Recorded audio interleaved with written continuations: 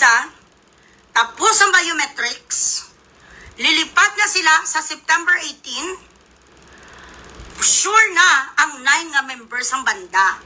Ang nabiti na lang, itong kay Ryan, sa nanay ni Elias, tsaka sa isa ka bodyguard. Amo na lang na, yun ang totoo.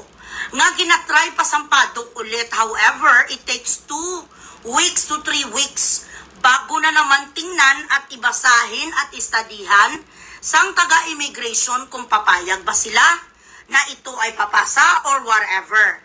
Pero si Bertud kalas kasi in the very first place, bakit sa ipetisyon pa kag-sponsoran sang padok?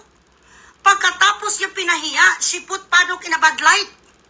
It really affected the sales of padok, especially sa Texas. Dahil sa pinagsasabi sang alput, sinong nga producer tang ang magpetisyon sa'yo pagkatapos mo siniraan, di ba? Alput gid saya. Wala na ano sabi sang ni Cindy. Di talo kung talo, yun di puta.